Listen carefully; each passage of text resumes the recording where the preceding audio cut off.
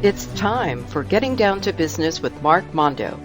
This new show discusses trends, technology, and tactics to help the listener learn more about improving sales, saving money, and fulfilling a personal mission through entrepreneurship.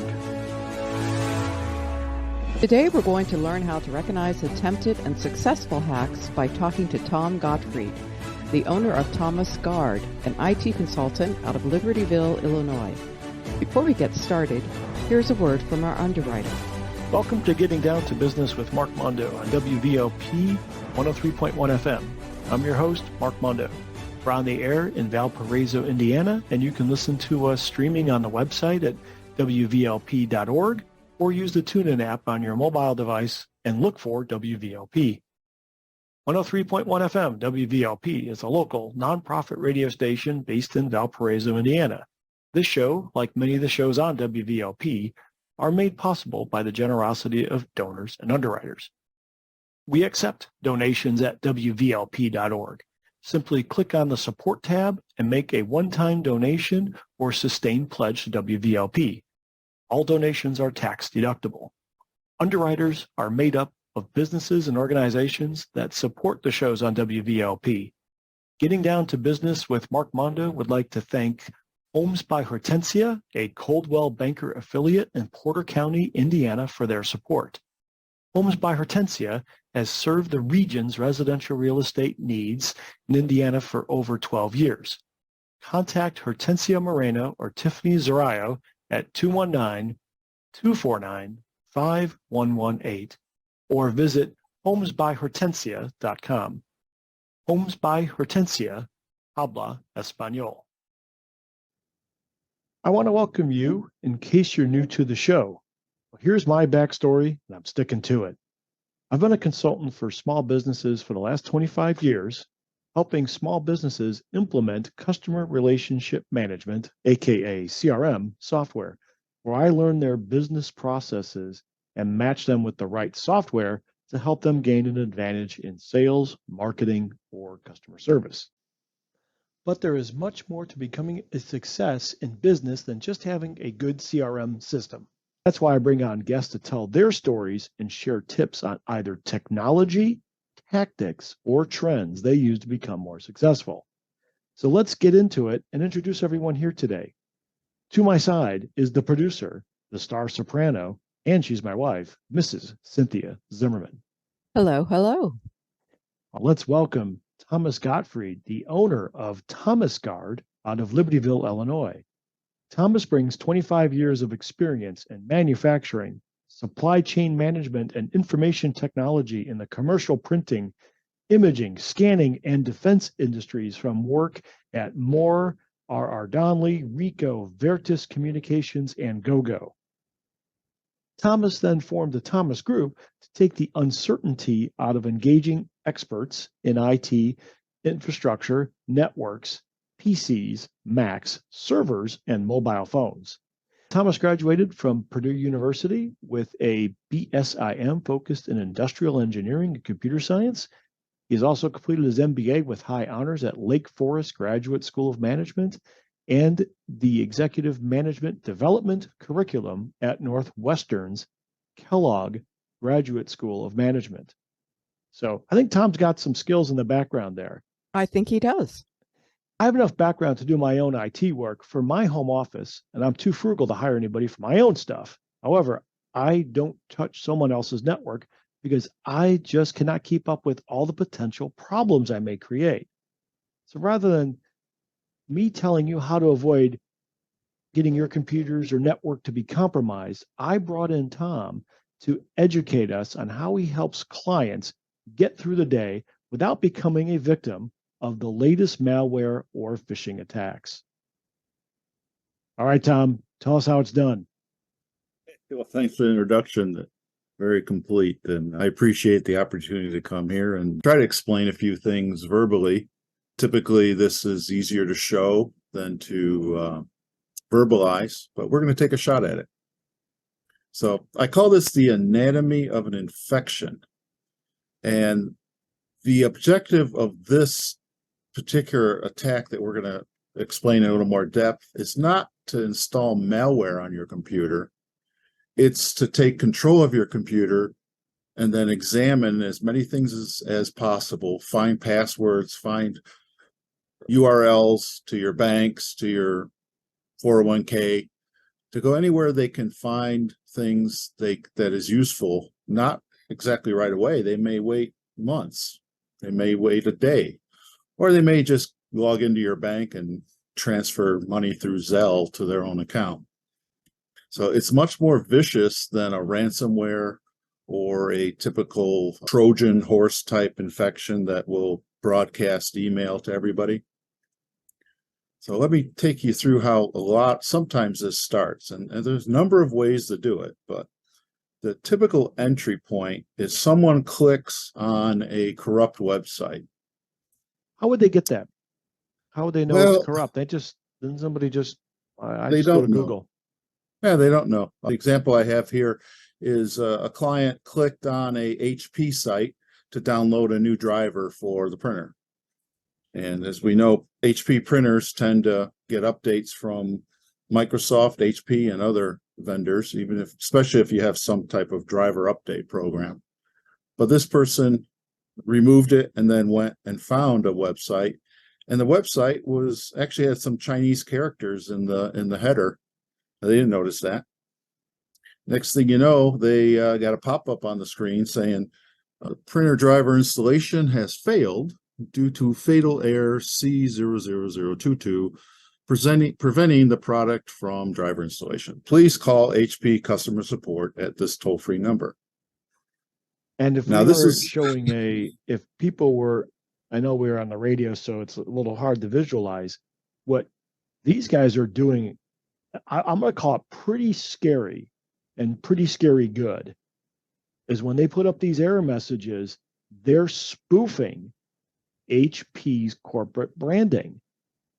Exactly. So it's an HP logo.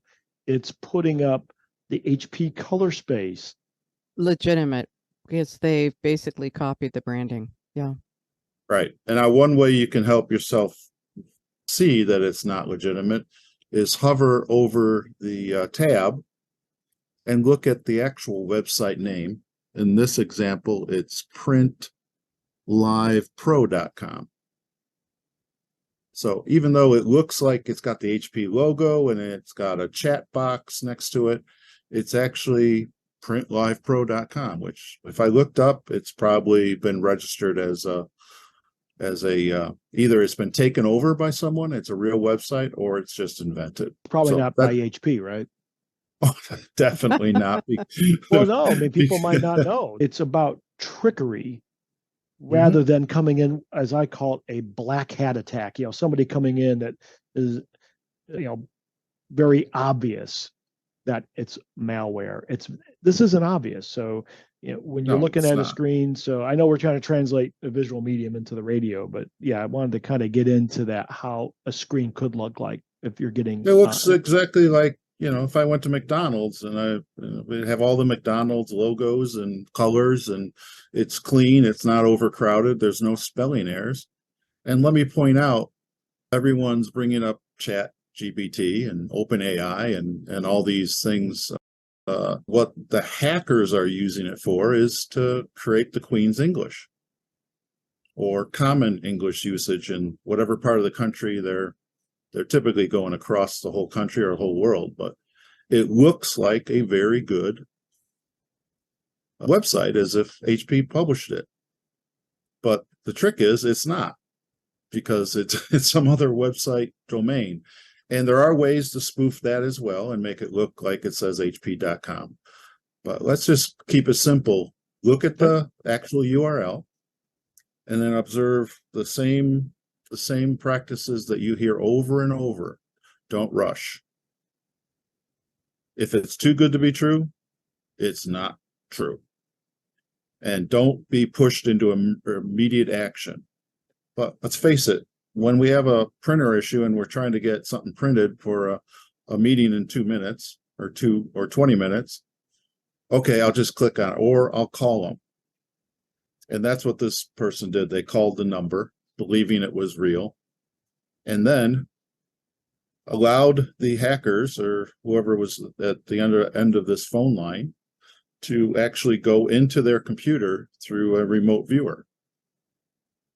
In this Talk case, about that a little bit. So what's kind of cool, the way the business has evolved on my end, even though I do tech support on the application side, one of the greatest pieces of technology event in the 21st century, in my humble opinion, is remote desktop control software. So if my client's either across the street or across the globe, I can remote in with their permission and right. control their screen and fix a problem.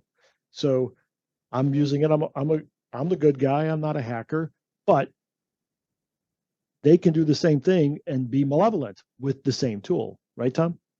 Exactly. Think of Zoom.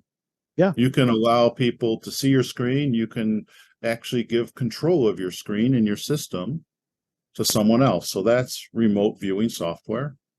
In fact, when I start working with some clients, we use a Zoom and I say, please allow me to remote control and I'll show you where to click and what to do. So that's exactly what happened here. They used, software like AnyDesk or TeamViewer or something. And as soon as they got control, in the background, they ran a script. And you can't tell that they're running this script. And the first thing the script did, which was quite unobvious to most of us, is they didn't turn off the antivirus or the firewall.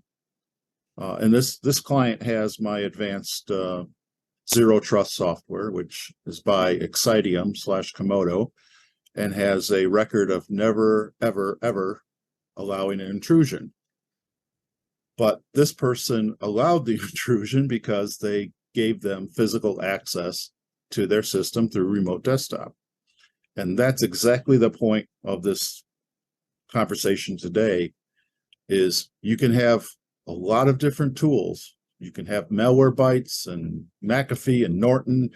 Some people have 5 of them, which we'll get into that later. It actually have you put that on them. anybody's computer yet? Oh, we won't name names, but I've seen a couple of clients like they have WebRoot and Malwarebytes, and then CCleaner. I can't say the other word. I think CCleaner. Just saying they're out there, and you only want one, because once you go to 2 or 3, they take up a lot of CPU. They slow you down, and will they collide? They'll collide. Yeah. It's hard to explain all the things, but mainly what the average person who doesn't speak IT needs to know is it's going to slow you down. Oh, they don't want to hear that. Slowing you down is what leads to you wanting to click more and click faster. So, but what it did is turn off the auto containment and the host intrusion protection, which is why they could then run a script which installed auto start and installed another remote software so they could come in later. They also put in a registry entry. Now, the registry is not really understood by many people. Sometimes you'll see programs called regedit or reg finder. It's really used in very few cases. I rarely go into it because it's so complex. But they know exactly which registry entries they're going to enter. And the one they put in is actually a bat file. And all it does is relaunch the same intrusion when you reboot. So can you explain that a little bit more to me? Can you explain the bat registry? file is a batch file. So yeah, remember the old DOS days, you'd write a batch file if you wanted to copy. Every night you wanted to copy all your files from the A drive to the B drive. You just write a BAT file or a batch file and say copy A:(B:), and it would copy everything. It was like a command to back up your files at night. Right. Okay. Right. It's still used. It's still the basis of Windows operating system, because MS-DOS, Microsoft DOS, which created the whole Microsoft-based Windows operating systems, it's still DOS-based. Mm-hmm. So they use very basic tools here, and then they put a second one in. So not only do you have one, if someone finds it and removes it, they have a second. That happened to Cynthia's mother a couple years ago. Yes. Somebody found on there, and it was redirecting email. So she would send an email out, or either she could send, but she could never receive. Correct. And they also made it that she signed up for some type of service that she wasn't aware that they had gotten her credit card and were charging this subscription to her credit card. We all know when we click on a like Amazon and it has our credit card saved. Mm-hmm. Well, once they get into your computer and they use your stored passwords to get into Amazon, then they can buy what they want. And they can change the ship to addresses and all. But to your point, one way to be aware that something is happening is one of the first things they do is take your email and auto forward everything to them, or they just block it so that no email comes in. That's what they did. The auto forwarded everything. Mm-hmm. Yeah. So Right. we would send so they know everything. If they allow it to still come to you, but then they'll also put in scripts and rules that if anyone says, "Hey, Thomas, you've been hacked," they delete it. Wow. If you stop getting email, that's a sign. Okay. Because it's been a day and a half and I haven't got a new email.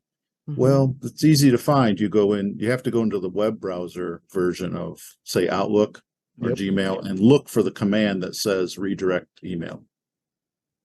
So that's a sure sign that something's going on. And I always look for that when I disinfect a computer, because I know they do that. I also now look for all these auto starts.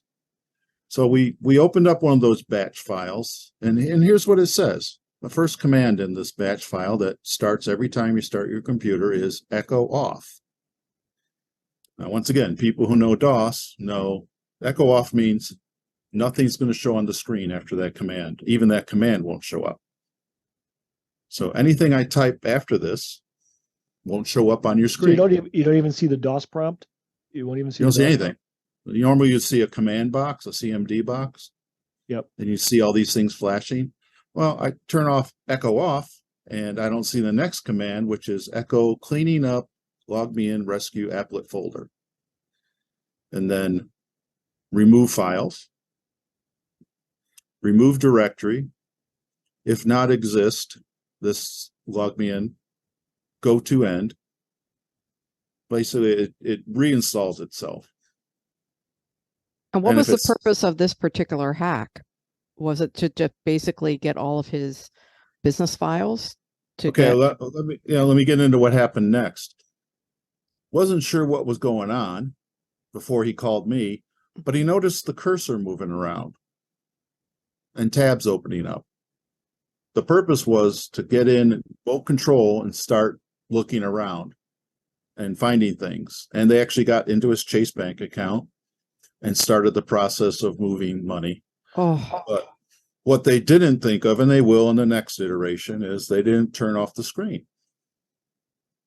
You could turn them on. Yeah, I can turn off when I'm working with you. I never do it because I always assume my clients are watching what I'm doing, even if they're not, but I always assume someone's watching what I'm doing. But if I wanted, I could turn off the screen and blank it. Yeah, now you remind me, that is aided recall. I've seen that on Screen Connect, or disable their input. I can do that. Well, too. that too. And that they did that to him because he's trying to, and then he called me and said, "Hey, somebody's on my computer." So my response was, turn it off, which he did. And then he brought me the laptop to my office and I started working on it right away because I knew there'd been a full intrusion. But I turned it off without the internet, or turned it on without access to the internet. So it basically contain it, because I knew as soon as I turned on the internet, they'd be notified and start trying to log in again. Yep. And I thought I removed it. I turned it back on the internet to test it, and of course, I saw the pop up, saw them moving around. I turned it off again. I said, "Okay, I thought I removed everything." That's when I determined there's an auto start. Yeah, just a fun fact while you get into that, one of the CRM partners I work with, his computer never touches the internet. Air gapping, right? I don't know what an air gap is. I just know he just won't let that computer on the internet, period. It means it's not connected to the internet, or if it is, it's through some type of DMZ, but typically it means it's not even on the internet. So it's air gap, just as I'm not connected to anything but itself. Okay. So I know there'll never be any type of intrusion unless I plug in. This happened to me when I was working Pentagon. The whole story of the Chinese trying to gather information on our fighters, our Navy jets and Army jets, Air Force jets. So what they were doing is around certain air bases, they were leaving flash drives on Starbucks on the table. And now flash drives used to cost quite a bit, and they were rare. So if you found one at Starbucks, you go, oh, someone forgot it here. This is a true story. You can look it up on all the hack sites. It's an old story. But this was happening while I was working there between China Lake and the proving grounds in California and the Pentagon every other week doing process improvement on IT security. And it was fascinating because they knew someone would pick it up, plug it in their computer, and it immediately infects you. And that's how they got a lot of the fighter jet designs. So it goes, and many, many, many other things. People's Christmas lists, and, emails. But notice how it was like old school misdirection. Mm-hmm. Yeah.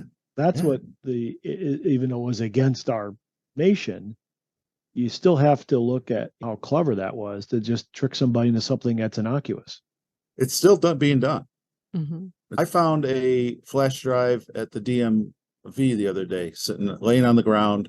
I took it out, and I have it in my car because I want to air gap and check it out, but I'll never put it into a real computer. I'll only put it into one of my old Windows 7 test computers or something, because it's just not worth it for. All right, so we got a life pro tip then. We just got a life pro tip out of this. Don't pick up stray flash drives at Starbucks. Exactly. Did not expect that today. That is a great, throw them great in the life hack. trash. It Throw worked them for a in the lot of trash. years. Now, the next thing we found on this fellow's computer is the software. Not only was it log me in and AnyDesk, they also put Screen Connect. Hey, that's what I use. Yeah. Now, Screen Connect used to be a very well known, especially for MSPs like me. I used it, but it was renamed ConnectWise. Mm-hmm. So a lot of people don't know unless they've been in the industry a while. Oh, and let me back up. This is why you really want to take the time to find someone who knows what to look for. If it's your nephew, fine. If it's your husband, your wife, or your next door neighbor, I help a lot of neighbors, especially with their Wi-Fi networks. Like, I can't get signal. It doesn't work. I go, well, you have one Comcast Wi-Fi in the basement, maybe bring it up to the first floor. But anyways, find an expert, because you will, in your haste to get something done or print that document, you'll wake up and very likely your Amazon account has shipped some new computers and widescreen TVs to people you never heard of. Or your bank account. Like my daughter got hacked on a very simple but sophisticated Chase impersonation on her text. Wow. So, Can you talk about that? Talk about text a couple more impersonation. rules on this. Microsoft will not send you an email asking you or telling you have to reset your password. The FBI will not call you to say that you're in trouble. The IRS will not call you or text you to say you owe your back taxes. These are all done via mail, if even done. Microsoft doesn't even want you to change your password, because password resets is one of the biggest issues. I spent 2 hours yesterday with an existing client just clicking on forgot password, because he never writes down the password. He says, I can remember them all. I'm like, well, then that's a fatal flaw. Yeah. Because if you can remember them, you don't have enough passwords. Mm-hmm. Well, I got one yesterday, a spoof by PayPal. Yes, that's common right now. A PayPal text spoof. Mm-hmm. So what'd they ask you? Did you really send that money or something to that effect? And so they were asking you to verify a transaction. Yeah. Did they ask for any personal information in that? I got to go look. I threw it right in my spam folder, but because I don't, PayPal doesn't have my mobile number. So, Oh, well, there you go. so That's the best right there. If they don't have the email or the number or the whatever they're contacting you with, it's pretty clear it's probably not them. But I get those every day. Transaction didn't go through. Yesterday was we're delivering some bookshelves, something like that. And I'm like, yeah, not me. But that was the easy spoof? to remember. Yeah, it was a spoof. I didn't order bookshelves.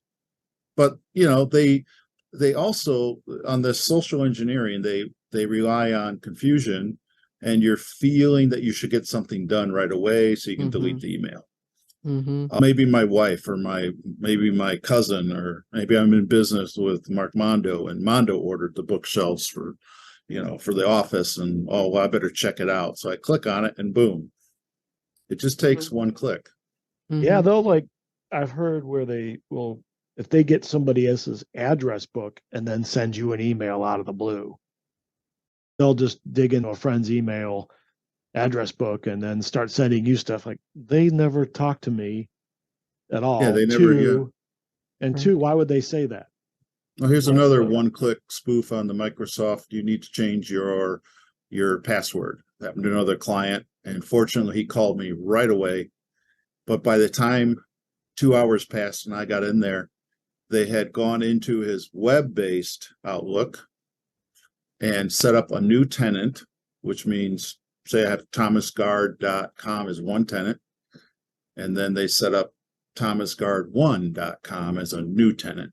Tenants don't have domain names. They're just a bunch of letters and numbers, and they'd sent 8,556 or something emails in the 2 hours. And Microsoft sent him an email and said, you've been cut off until you call and fix this. We believe you've been hacked. So it went through his address book and several other people's.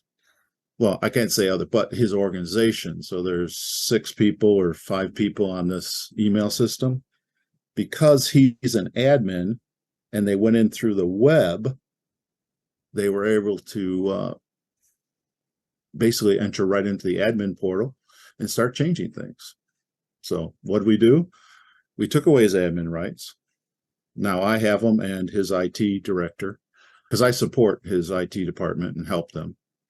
I spent almost 3 hours on the phone with Microsoft undoing the extra tenant and a number of things to prove to them that this wasn't going to happen again.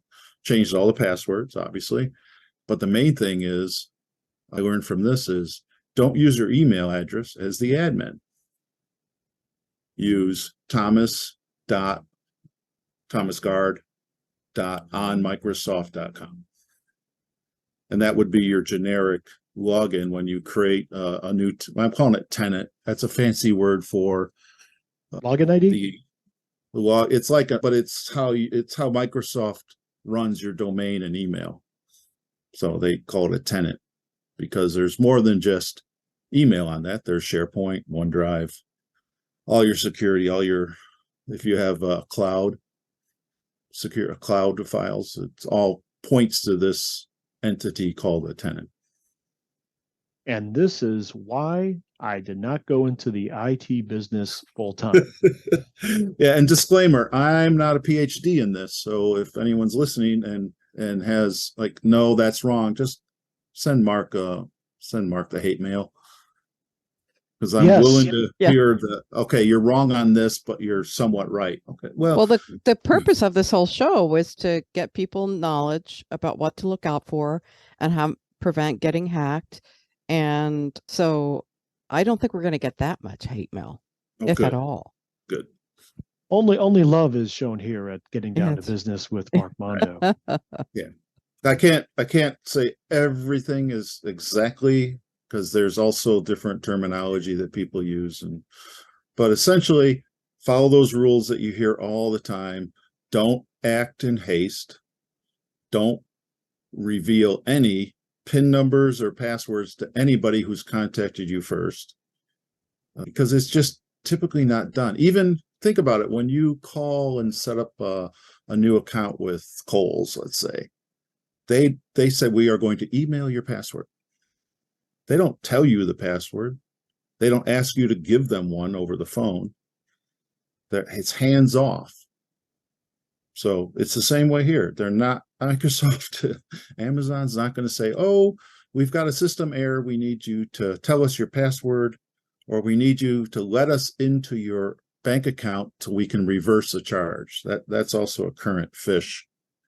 They've been doing it to my 92-year-old Uncle Bob. And now he's getting them every week.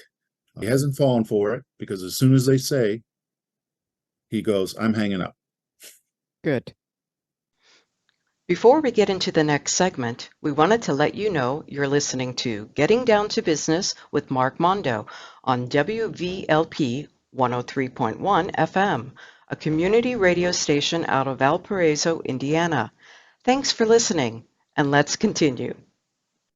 All right. We have heard a lot of horror stories about what could happen if an intrusion happens. Let's take the second half of this show and start getting into a proactive defense, or worst case scenario. What do you really do when something happens? We've heard turn the computer off, but I want to go more into something proactive and something positive, and not just have the fear every time you open up the computer that you're afraid to even look at email. So let's get into what we can do proactively to stay ahead of the bad guys. Sure. Let's use an example. So Cynthia, I'm calling you from McAfee. I see that you have ordered our $39.95 package. Would you please allow me to install it on your computer by remoting in? No. Oh, why not? You want the because package. because I didn't order McAfee. I already have a security system on my computer. I don't I'm know why you're sorry. calling me. I thought for sure it was your name. Maybe I got your name mixed up, but how about if I give it to you for free? No, thank Our you. And then I would introductional. hang up. There you go. Here we go. Improv. I have no patience. I'm very polite. But what I was hang up. the feeling you had when I was asking those questions? Invasion of my privacy. Yes. Yes, exactly. Same thing Cynthia, I've got the last four numbers of your social security number, but I need to verify your identity. Could you give me the first three? And I would say, why do you need my social security number? And most importantly, who are you? Oh, I'm from Chase Bank, and I need to verify that you are who you say you are. No, I'll give them a call myself directly. Exactly. Why would Chase call you to verify something they have? Right. Exactly. So my Uncle Bob actually clicked on a link on the web to buy McAfee. He paid the $39, and then he tried to install it, and there was a phone number, so he called it, and then they asked him, well, we need to log in your system, blah, blah, blah. He goes, well, he believed them. This is a number of years ago. He's now all on top of this. He's the best advocate. But that was the uneasy feeling he had. And then they said, well, it'll be $600 now for this service today. He hung up. He called me, and I said, I'm glad you hung up. Let's inspect your computer. Because sometimes he'll say, no, I didn't let him in, but they let him in. Right. We all get embarrassed when we fall for some of these scams, and they're all called social engineering. Yeah, what's that? I've heard that term. Cynthia, our friend Danielle, who you met at Wedding Party 2. Yes. She'll go to hackathons. She'll go to actually conferences in Vegas just to learn this stuff. And she does it. Now, she'll do it for a living, but she does it for fun. Right. And it is fascinating because if you're a psychology major, you probably won't even learn as much as you do at hackathons. Let me give you an example. And what is social engineering to the rest of us? I've heard that. It's like con artist to me. It's like the con. It's like sanitation engineer, right? I remove garbage. Or as my family would say, this is an old term we would use, they're a shyster. So, Yes. you know, but they're not. They're nice, but you don't trust them.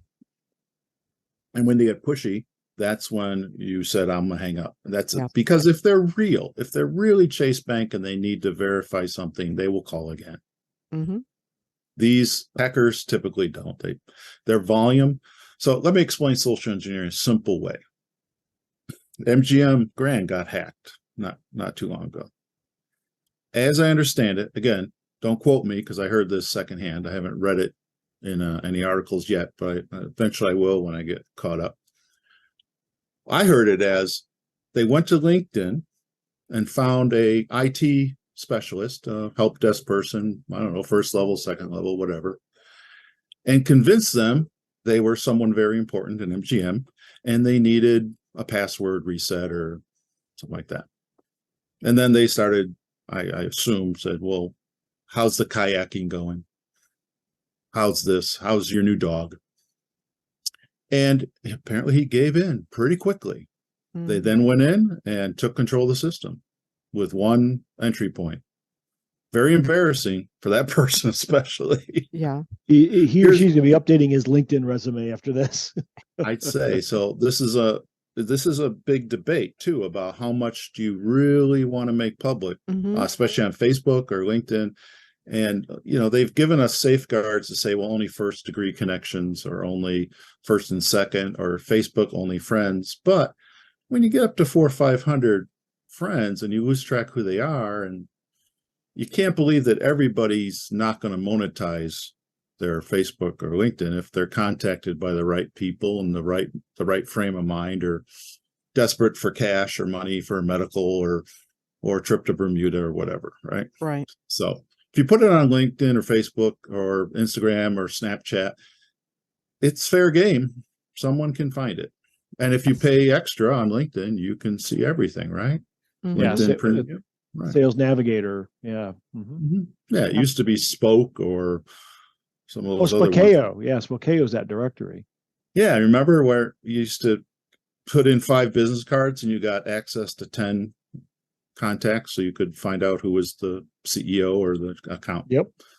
So another example of social engineering, though, I love this one. I worked at an office in Long Grove, and there were primarily 2 languages there, Chinese and English. We had a lot of Chinese nationals come over to do training because the company was owned. Part of the company was owned in China, part of India, part of Germany. So people would come up to the back door and you see them as you're going to the cafeteria and they knock and they wave and you're like, okay, come on in. So how difficult would it be for someone to intrude on that company and then hide in the bathroom like we've all seen on different TV shows? What was the last one? Better Call Saul. The guy stayed in the bathroom overnight and then snuck out. Like, right. You've never done that, right? And that's social engineering. They've convinced you it's safe to let me in, but letting you in a door is just as bad, if not worse, especially with things with violence and anger, as giving a password. Mm-hmm. Tailgating is another one. That's not really social engineering, but it is in the sense, if you're walking through a locked door and someone tailgates, comes right behind you, you should stop and say, I'm sorry, you need to use your ID to get into this building. Well, I don't have it. I forgot it in my car, or my dog ate it. I'm sorry, sir. Go to the front desk and register. That's the right answer, but who wants to do that at work? Well, we're late for a meeting. We're late for a meeting and we don't want to cause conflict. And exactly. We want to be nice. So that, and the person doesn't look like a threat. He or she right. looks charming. Yes. Like normal. They're not wearing the black mask. Mm-hmm. Right. Yeah. Pizza delivery man. Well, he wants me to bring it to his desk. Yeah. Especially with all these delivery services where people, I can't believe, will order their McDonald's to be delivered to their office. So you could have anybody. They're not wearing a McDonald's uniform. They're hired to take an order to the DoorDash or Instagram. DoorDash, right. So you don't know who these people are. And I think what we're getting to is it's gotten more complicated, and you just have to really listen to your inner voice that says this does not feel right. Right. And that was the purpose of me asking you those questions, because your fur went up on the back of your Yes. Fur coat.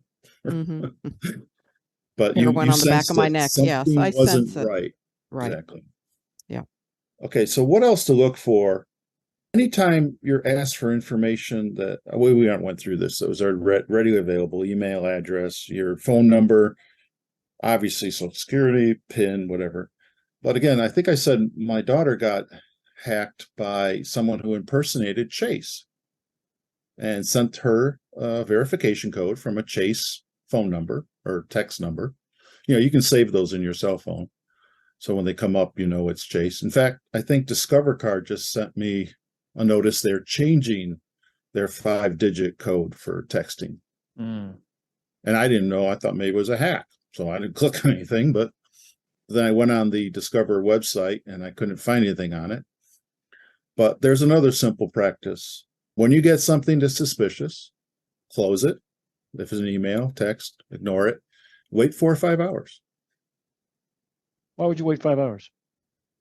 Well, if you have Thomas Guard with the XID, it takes us 4 hours to verify any new file, any new email. We use a company called Valkyrie, and they have artificial intelligence, which just means they have algorithms, and they have humans. And they promise within 4 hours, they will make a determination: trusted, untrusted, or unknown. And if it comes back unknown or untrusted or malicious, it's actually malicious or unknown, it will not run on your computer. It'll run in a virtual container. And that's why I sell Komodo. It's the only zero trust antivirus / post intrusion firewall. It's got 7 or 8 different, even has credit card recognition. So if it sees a credit card on your computer, it'll warn you if I turn it on. Most people don't want it, but for the PCI Payment Card International rules, you cannot keep a credit card or even a Social Security number, any type of PII, on a system that's not secured. Right. And most people just say, we're not going to keep them, period. We let the payment company, we swipe the card and we never record it or keep it on a device in a restaurant or wherever. Let the payment company deal with that, because they have the liability and the cyber risk insurance. We do that in our nonprofit organization. We have a procedure that if somebody wants to give a donation via a credit card, that they go through our payment portal, who is set up for that. And so we never keep any kind of credit card or Social Security number in our files at all, electronically or hard copy, for our own peace of mind and for our donors' peace of mind. Now, I'm starting to worry about checks even. And some of the people I meet, I went to Vegas for one of those cyber conferences. I'm going next week downtown Chicago for a 3-day. And I do find it fascinating, because in one side, I marvel and admire the ingenuity that if the hacker took that and applied it to a job or their own company, where would they be? I don't know. As I always try to say, there's CTO. Creative people. Why aren't they doing that for the common good of the world instead of on greed? The other hand, a lot of these hackers buy their software, they buy the tools, and they specialize in harvesting. Let's say I harvest Social Security numbers. Another person harvests credit cards. And then I put those in a portal and sell them on the deep web. So it's become, what am I really good at? Well, I'm really good on the phone, convincing people to give up information. But I don't want to be exposed to the risk of using that credit card, so I sell it. That's another thing to be aware of. They're not typically the ones, like right now, so much trying to monetize it, other than I'm going to sell it and make my money and let someone else steal. Now, there's all different variations. It's like fencing. It's like the old school, like if you stole a television set, but you're not selling the television. You just you fenced it to somebody else. Yeah, I was in possession of stolen goods for 2 hours. And then I'm off the hook, right? So the waiting 4 hours is to let software. Now, if you use a certain company that sounds like an Irish name, it may be 2 to 3 days before the hash. And what happens is you get a Word file, it's converted to a hash, which is like a Bitcoin or blockchain. It's all the same. You talk about Bitcoin. It's just a unique hash. If you change one character in that Word document, say you change the EI to IE, it's a whole different hash. So what McAfee, Norton, all those great companies do is they're hashing your files. That's why it uses some memory, some power. And they always say, well, we have a very light front end. So, but in the end, if you're going to do it fast, you got to use CPUs. And then they compare that against their lookup tables of, okay, these are all the known malicious file hashes. So they kind of take a file and turn it into I'll call it zeros and ones, for the lake. Exactly. So everything is universally looking the same. If there's a database that has, let's say, a Trojan horse on it, and they see Trojan horse.exe, which is a little obvious, but let's say it's there, and they see that pattern of the zeros and ones. Exactly. They go, hey. Well, they're looking for, and they're also dissecting the file into segments. But typically, if I send Mark a bad file and you scan it and then you report it as bad, then all the different, you can go to virustotal.com. That's a great site. It's free. And you can upload a file. You can type a URL. You can put in a file hash, because there are ways to, find the file hash in the file properties. I won't go into all that, but let's just say everything, even like your dollar bill has a hash. It's called the serial number. Okay, so that goes into a registry, which is shared by all these companies. There's about 96, 97 when I go on VirusTotal. And it'll tell me very specifically which antivirus companies have registered this as a bad file or a bad hash or malicious or whatever. Could be unknown, could be malicious, it could be a PUP, potentially unwanted program. Could be a PUA, potentially unwanted app. So you can get false negatives all the time if, like, you download something like AdAware. A lot of antivirus services will take that hash of that file and say, AdAware is a potentially unwanted program. Some people love it. Others, they go, well, I'm not going to send them any information on my browsing habits, the kind of thing. Like some of those, again, those companies that have an Irish name give you free website monitoring software. But come on, what was the last thing you got for free? Yeah, I have. Right. I did for many years, and well, I'm saying Avast. I used Avast. Yeah, I used Avast for, but. Well, that's an interesting story. Bruce Rudig, who recently passed, a very super smart IT guy in Kenosha and Libertyville, explained to me why I could get AVG and Avast for free. So what is the cost of that? I'm curious, because I used to recommend you can get it for free, Thomas, because they're really trying to sell the server instance. So they give it away free to build market share. And then they want you to put it on your servers because that's the real money. Okay. But these website scanners and stuff, they're really just collecting your personal information, in my opinion. I could be totally wrong on that, but that's what I've heard. And that's what makes the most business sense. I'm going to give you a free extension that will tell you when a website's bad. What do I get out of it? I get your browsing history. I think in social media, remember, it's free to use Facebook and whatever, but the moniker that we all use is you are the product. It's kind of reverse. Yes. I'm paying for it through my eyes on ads. Yep. Right. Or I had an idea years ago that I would print photographs for free.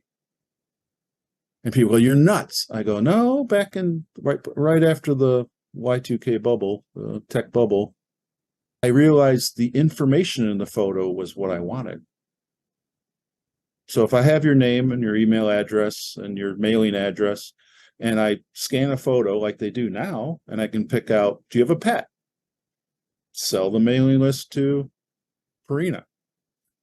Do you own it? I see a Mercedes-Benz symbol on your car? Yep. I'm going to sell that to car makers. But with AI now, they can do all that, what I imagined. And I've done a number of patents just based on that anticipation. And they that always worked out, because if you're 5-10 years looking ahead, that's what AI is doing. It's telling me by your browsing habits, are you affluent? Are you going on a vacation? Are you about to buy a car? And that's exactly what Carfax and them do. And you start hitting car sites, you get inundated with ads for Edmunds or Kelly Book or reinsurance. You buy a car, 1 year later, you get 5 pieces in the mail. Do you want to extend your warranty? Yes, I got that. Yes. And the other thing is sometimes when you want to start a search, you're kind of going, do I really want to do that? Because then that means I'm going to start getting all this stuff in my spam junk folder. I'm going to get all these pop-up ads for this search. Is it really worth searching? Right. And you can I've turn off some of that. You can, I worked with Hearst magazines on the California privacy law to get them compliant with making you anonymous. Mm-hmm. About, here's a little known fact.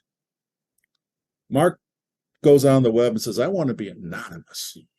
Okay. Now Mark says, I started getting junk mail. You sold my name. Prove it. Well, sir, we can't. We made you anonymous. We don't know you. We don't know your email. So what we did is we put you in a different database. We disguised your email for reasons of marketing and things like that. But you can't be forgotten and prove that you were forgotten. So we had to create a mechanism where, okay, Mark's new serial number is this. It's in a second secure database. So every time we run our mailings that we're going to sell to people, we compare it to this, and it goes, boom, you can't mail to him. Now, there's loopholes. Hearst can still mail you ads. You got Golf Magazine. They're still allowed to mail you things on Golf Magazine because you're a subscriber. So there's actually now more than one level of privacy. You have to opt. I think you can now have to go in and opt out of like 4, 5, 6 different things. Yeah. And Yeah, same but thing with it's the basically German. comes upon the consumer to go to the business or the service they went to and go through the steps of saying, I do not, please unsubscribe me from all And of it's right on the those. bottom of the Right. web pages now. It Or says privacy. You have to Yeah. set it up in your account. So it's Well, much more on you. It's more what I've heard. It's like, get them on the list, send it out, and apologize later to the consumer. And then the consumer, you say, oh, we're sorry. We didn't realize you didn't want to receive this. Well, If you based on want the to, fines you know, they paid in Michigan and California, they were super serious, and they were a year. I got contacted about the same month that the law went into effect, and it took us 6 months to get the software, the web pages, but it's not an unsubscribe button. It's a privacy button. right. Unsubscribing. That's what I was trying to get at, is that Right. you It's as just the consumer have to be much more educated and proactive Mhm. on any of these services by not just unsubscribing, but you have to go into your account if you have one and set up those Right. And then there's those people settings. who were unsubscribing who never had any association with Hearst. Right. It's Right. like, okay, well, we set up a routine to record them, and it's not unsubscribe, because that's email typically. It's Mhm. no mailings, no junk mail Mhm. from third parties. Mhm. Now, if you didn't subscribe to a magazine and you said, I want to be forgotten, then okay, you're not getting anything because you're not a subscriber. Well, Okay. I got a So sidebar question on that. So we're for just daily web browsing. I've been a fan for a couple years of two browsers. One, Opera. Opera, yeah, that was one of the early fast. It was actually made to be fast. But I use that because I just want to be different. And someone here is the star soprano that has starred in Opera. So I do kind of have that double blend So there. you had the affinity there. Oh, Lord. Yeah, but Opera now has privacy, and especially if you go through DuckDuckGo. That was I want to get into. I want to kind of get maybe kind of one of our last But topics getting into. the one I like, researched and I use now and then, and a lot of my customers are asking me, how can I browse anonymously? Can I use a VPN to do it? I go, yes, that will get you pretty far along. It has some drawbacks, such as like state of Illinois called me once and said, we need to verify, actually, I think they mailed me. Yeah, because if they called me, I wouldn't believe them. And they said, please call our office at this number, arrange an appointment. So I checked the number and all, make sure it wasn't a fraud letter, because you have to do that. Again, don't jump on things. Let them sit, think about it. But they said, we believe that someone has stolen your identity or you're committing fraud, because when I was doing things with the state on the like the income tax or the estimated tax system, I was using a VPN out of Kansas. Again, they didn't call me, they didn't text me, they wrote me a letter and said, please set up, these are the times we're available. And it was very easy. Once I said VPN, the investigator, who probably has a gun, although I didn't meet him in person, but these are not people to mess with. Right. She said, okay, I understand. Could you send me a screenshot? But she didn't take my word for it either.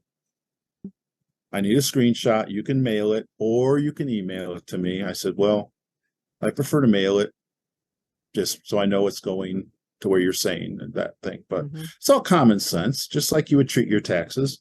Right. And your social security number. I use Chrome, but I'm trying to avoid it because doesn't Google collect a little more data about you? I mean, that's the cost of free. DuckDuckGo. Yes. DuckDuckGo tends to, I don't know how they quite get their funding yet, but DuckDuckGo is a little friendlier towards data I use privacy. Brave. Have you tried Brave? I've heard of Brave. So tell everybody else what Brave is. It's a secure, they promise. I actually read an article where they had changed in ownership and may have gone back on the promise, but I think that's been rectified. I might be confusing that with Great Suspender, which suspends your web pages to reduce memory, but they've been banned a couple times by Google for harvesting information. But I believe Brave is I think it's nonprofit, not positive, but typically they're open source, they're run by organizations, and they don't have the profit motive so much as they take donations. But they promise not to track you. And that Brave, I'm sorry, Brave or? Brave, yeah, Brave browser. Yeah, one of my colleagues uses Brave and she had like 50 tabs running and it was running really well. I mean, it was a nice little browser. I think you have to pay for that. I don't remember if that was free or not. Which one? Brave? No. They give you credits for clicking on things, and you can set up a wallet to accumulate it, but I've never tried to use it, or I don't know what it comes out as. Okay. But well, I think we've covered the main of what to look for, and just keep in mind, if you feel uneasy, just hang up. Yep, hang up or delete the text or do not respond.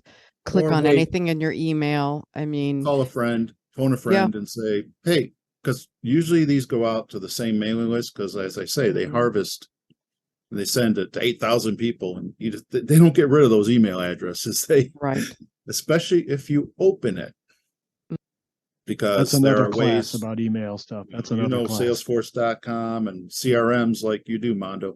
You have tools, little pixelations that tell people. And have you ever opened an email and had someone call you from the same company within a minute? Yep.